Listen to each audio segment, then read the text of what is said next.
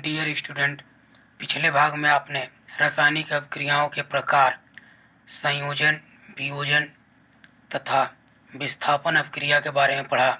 इस भाग में हम अन्य अभिक्रियाओं के बारे में पढ़ेंगे। अगली अभिक्रिया है द्विविस्थापन अभिक्रिया, डबल डिस्प्लेसमेंट रिएक्शन।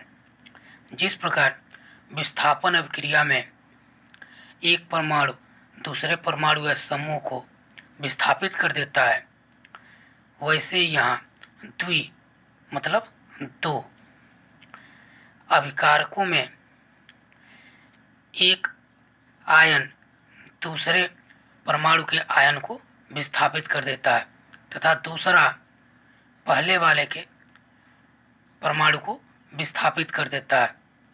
इस प्रकार अभिकारकों के बीच आयनों के आदान प्रदान से होने वाली अभिक्रिया द्विविस्थापन अभिक्रिया कहलाती है। जैसे कि सोडियम सल्फेट और बेरियम क्लोराइड मिलके बेरियम सल्फेट और सोडियम क्लोराइड बना रहे हैं। यहाँ आप देख रहे हैं सोडियम क्लोरीन के साथ और बेरियम सल्फेट के साथ विस्थापित हो गया। ऐसी अभिक्रिया द्विविस्थापन अभिक्रिया कहलाती है। इसका एक और उदाहरण है कॉपर सल्फेट सोडियम हाइड्रोक्साइड से रिएक्शन करके कॉपर हाइड्रोक्साइड तथा सोडियम सल्फेट बनाता है। यहाँ भी हम देख रहे हैं विस्थापन दो बार हो रहा है, इसलिए ये सब द्विविस्थापन अभिक्रिया के उदाहरण हैं। CO हाइड्रोक्साइड के साथ तथा सोडियम सल्फेट के साथ मिलकर कॉपर हाइड्रोक्साइड तथा सोडियम सल्फेट बनाता है। अगली अभिक्रिया है उपचयन अभिक्रिया। ऐसी अभिक्रिया जिसमें ऑक्सीजन का योग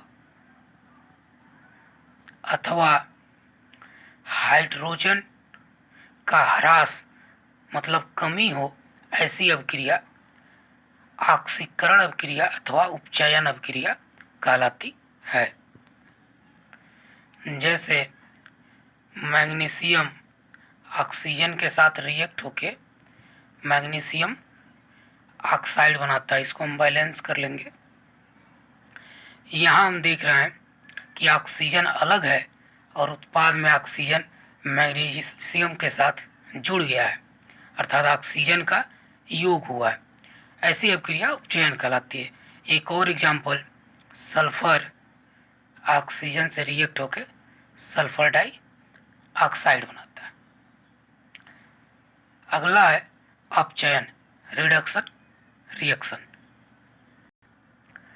ऐसी अभिक्रिया जिसमें ऑक्सीजन का ह्रास हो, ऑक्सीजन की कमी हो तथा हाइड्रोजन का योग हो, अपचयन अभिक्रिया कहलाती है। जैसे हाइड्रोजन क्लोरीन के साथ मिलके हाइड्रोजन क्लोराइड बनाता है। यहाँ देख रहे हैं हाइड्रोजन अलग है और यहाँ हाइड्रोजन क्लोरीन के साथ मिल गया, यहाँ हाइड्रोजन का योग हो रहा है। मैग्नीशियम ऑक्साइड, यहाँ ऑक्सीजन अभिकारक में मैग्नीशियम ऑक्साइड के साथ है और यहाँ ऑक्सीजन अलग हो गया है, ऑक्सीजन का ह्रास या कमी। तो इस प्रकार की अभिक्रिया अपचयन अभिक्रिया कहलाती है। एक और अभिक्रिया है उपचयन अपचयन अभिक्रिया, जिसको रेडॉक्स अभिक्रिया के नाम से भी जानते हैं। ऐसी रासायनिक अभिक्रिया जिसमें एक अभिकारक अपचयित होता है तथा दूसरा अभिकारक उपचयित होता है, उपचयन अपचयन अथवा रेडॉक्स अभिक्रिया कहलाती है। जैसे कॉपर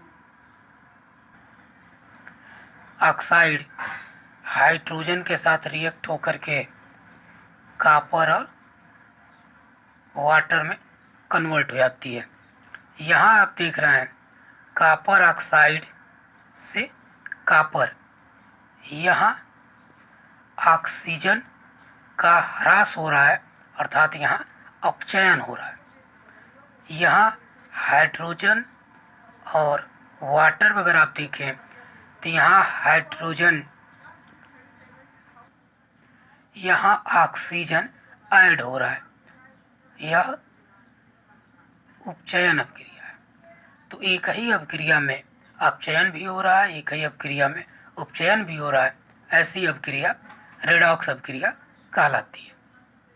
यहाँ ऑक्सीजन निकल रहा है, यहाँ ऑक्सीजन ऐड हो रहा है। अगला एक प्रश्न है, निम्न अभिक्रियाओं में उपचयित तथा अपचयित पदार्थों की पहचान कीजिए। पहला है सोडियम ऑक्सीजन के साथ रिएक्ट होके सोडियम ऑक्साइड बनाती है। यहाँ आप यह देख रहे हैं कि सोडियम और Na2O में ऑक्सीजन ऐड हो रहा है,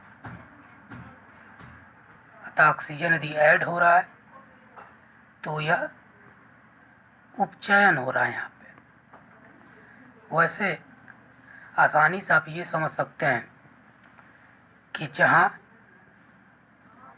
अपचयन होता है वहाँ हाइड्रोजन ऐड होता है या ऑक्सीजन रिड्यूस होता है। यदि उपचयन है तो वहाँ हाइड्रोजन रिड्यूस होता है या फिर ऑक्सीजन ऐड होता है। यहाँ हाइड्रोजन ऑक्सीजन ऐड हो रहा है, इसलिए यहाँ उपचयन हो रहा है, और यहाँ ऑक्सीजन का ह्रास हो रहा है। अतः यहाँ पूछा जा रहा है उपचयित एवं अपचयित पदार्थों की पहचान। तो पहले के लिए उपचयित पदार्थ हो जाएगा सोडियम तथा अपचयित पदार्थ हो जाएगा ऑक्सीजन। दूसरा है, यहाँ ऑक्सीजन रिड्यूस हो रहा है, अतः यहाँ अपचयन हो रहा है। यहाँ ऑक्सीजन ऐड हो रहा है, अतः यहाँ उपचयन हो रहा है। इस प्रकार उपचयित पदार्थ हाइड्रोजन तथा अपचयित पदार्थ कॉपर ऑक्साइड।